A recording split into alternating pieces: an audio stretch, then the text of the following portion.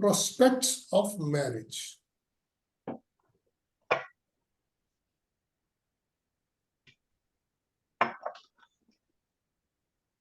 Venus जो है, हम अभी बात ही कर रहे हैं, कारक है नेल चार्ट के अंदर में मैरिज का,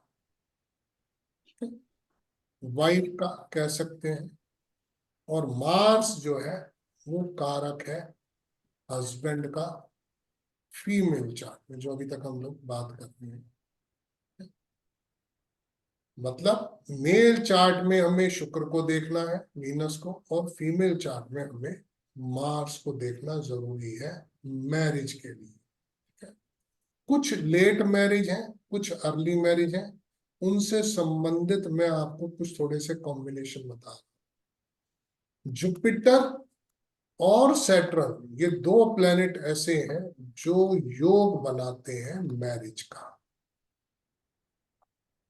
यहां पर एक जुपिटर है जो जीव कारक है, शनि जो है वो कर्म कारक है। तो ऐसे में हम ये भी कह सकते हैं जीव और जीवन, यहां पर इसको ऐसे भी कह सकते हैं जीव और जीवन भी कह सकते हैं। वीनस का रिलेशन जुपिटर से बन जाए या शनि से बन जाए मेल चार्ट के अंदर में, तो ऐसे में इंडिकेट करता है मैरिज को।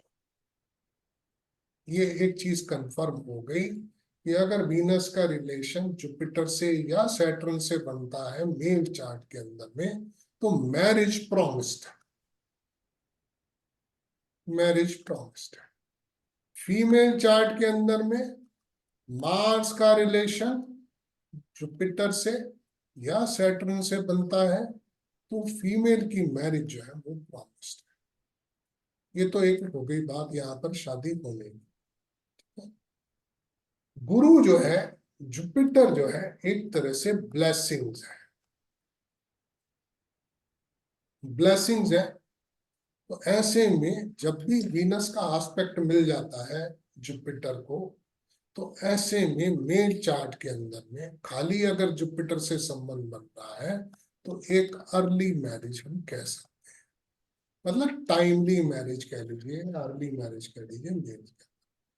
ऐसे ही अगर मार्स एस्पेक्ट करता हो जुपिटर को फीमेल चार्ट के अंदर में, तो हम एक अर्ली मैरिज प्रिडिक्ट कर सकते हैं फीमेल। सैटर्न जो है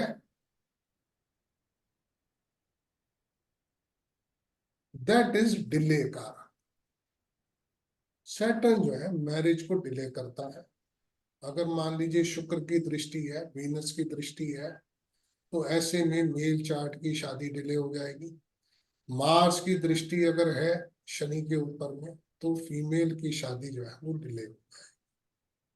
हम यहाँ पर इनको डिलेड मैरिज कह सकते हैं, मेल और फीमेल के चार्ट।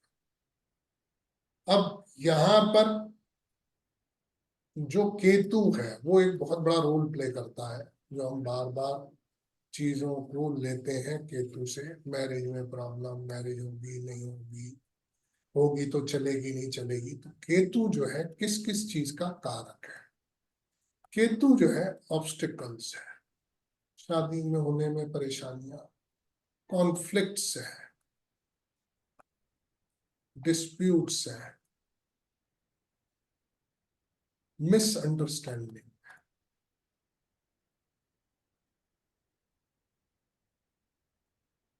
अगर केतु का एस्पेक्ट, यहां पर हम जब केतु के एस्पेक्ट की बात करेंगे, तो एस्पेक्ट्स आर 1, 5, 9 एंड 12। जब भी हम एस्पेक्ट की बात करेंगे राहु केतु की, तो एस्पेक्ट्स जो है वो 1, 5, 9, 12। अगर मान लीजिए मेल चार्ट में केतु एस्पेक्ट करता है वीनस को, तो ऑब्स्टिकल्स आनी निश्चित है मेल चार्ट के अंदर में शादी के। ऐसे ही अगर केतु जो है वो मेल फीमेल चार्ट में मार्स को एस्पेक्ट करता है, तो फिर कहीं ना कहीं फीमेल की मैरिज में ऑब्स्टिकल्स आ सकती हैं। तो यहाँ पर शादी होने में भी और शादी के बाद के कॉन्फ्लिक्ट्स होने में, जो हमने कहा ये ऑब्स्टिकल्स हैं शादी होने में, कॉन्फ्लिक्ट्स हैं, डिस्प्यूट्स हैं, मिसअंडरस्टैंडिंग है, ये सब शादी के बाद भी। अगर मान लीजिए इस केतु का, जैसे मैंने अभी एक एग्जांपल में बताया था, अगर ये केतु जो है किसी भी चार्ट में मेल हो या फीमेल हो, वीनस केतु मार्स या मार्स केतु वीनस का कॉम्बिनेशन बनता है, मतलब केतु जो है वो मार्स और वीनस के बीच में आ जाता है। तो ऐसे में लाइफ लॉन्ग कॉन्फ्लिक्ट्स,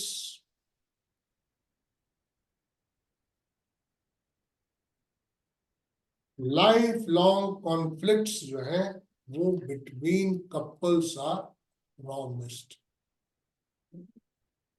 ये पक्का है।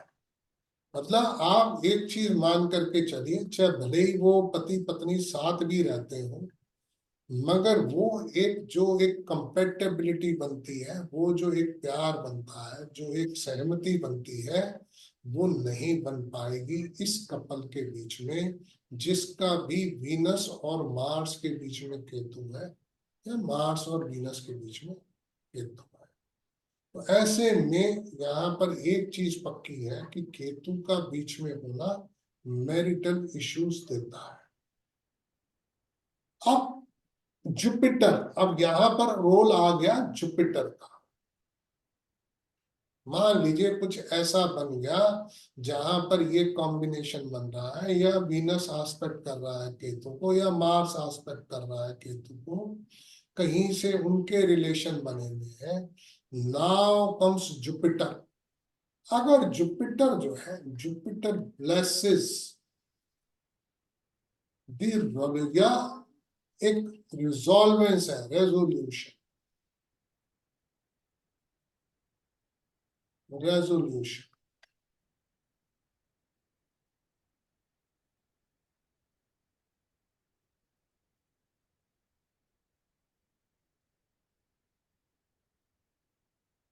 अगर मान लो केतु कॉन्फ्लिक्ट्स दिखा रहा है अपने एस्पेक्ट की वजह से, और गुरु जुपिटर इन्वॉल्व हो, जुपिटर का एस्पेक्ट मिल गया वीनस को, मंगल को, किसी भी तरीके से। आज मान लीजिए केतु और वीनस, मार्स और वीनस के बीच में केतु आ गया, सपोज करो मार्स है, केतु है, वीनस है यहाँ पर, और ये जुपिटर की इन्वॉल्वमेंट आ गई,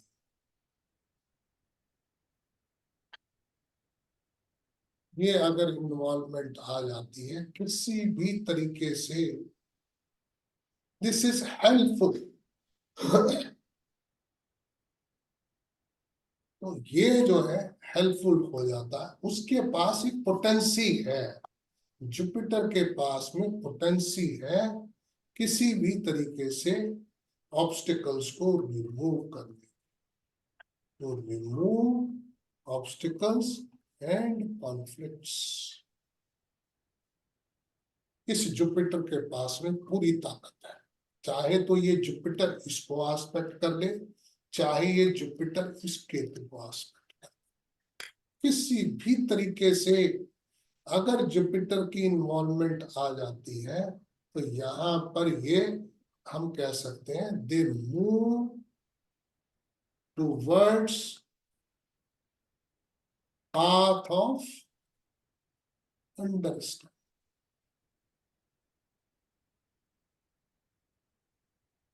एक अंडरस्टैंडिंग आपस में क्रिएट कर देता है जब भी जुपिटर कारक प्लेनेट को, या जो ऑब्स्टिकल्स उठा रहा है केतु, उसको एस्पेक्ट करता है।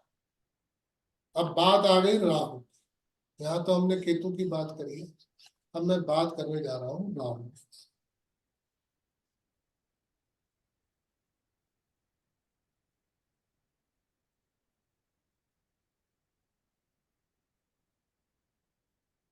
राहु जो है कॉजेस डिले और डिनाई। यहाँ पर डिनायल भी कह सकते हैं, सेपरेशन भी कह सकते हैं। जब भी राहु आस्पेक्ट्स वीनस और मार्स, वीनस को आस्पेक्ट करेगा डिले मैरिज, मार्स को आस्पेक्ट करेगा डिले मैरिज या डिनायल।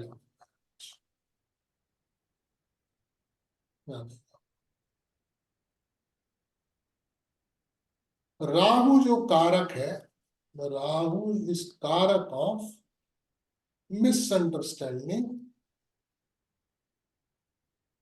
केतु के जो हमने कारक लिखे थे उसमें भी मिसअंडरस्टैंडिंग लिखा था, मगर वहां पर मिसअंडरस्टैंडिंग दूसरे तरीके थी, यहाँ पर डाउट्स है, सस्पिशियस है। अगर हम बात करें शक की, तो वहां जो शक क्रिएट करेगा वो राहु क्रिएट करेगा, जो केतु नहीं करेगा। ऐसे में राहु जब भी आस्पेक्ट करेगा किसको, वीनस को, द कारक ऑफ मैरिज, कारक ऑफ मैरिज कौन है, Venus and Mars. whenever rahu aspects karak for marriage, doubts and suspicions, doubts and suspicions prevail। जब भी इन्हें आस्पेक्ट करेगा, माइंड ऑफ स्पाउस, स्पाउस के मन में किसी ना किसी प्रकार की शंका, शुभा, शक क्रिएट करेगा।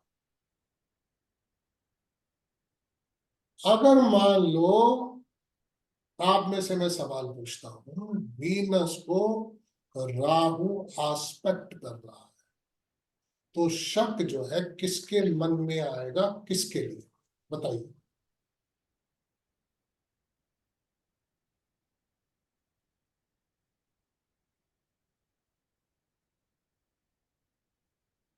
मानसी बोलिए। सर वाइफ के। वाइफ के मन में आएगा, अपने पति के लिए है। Yes sir. अच्छा कृष्णा जी आप बताइए। जी सर, वाइफ वाइफ के मन में ही आना चाहिए। हाँ जी मिश्रा जी। सर वाइफ के मन में आएगा सर, हमारे पास एक एग्जाम्पल है सर। अतुल जी आप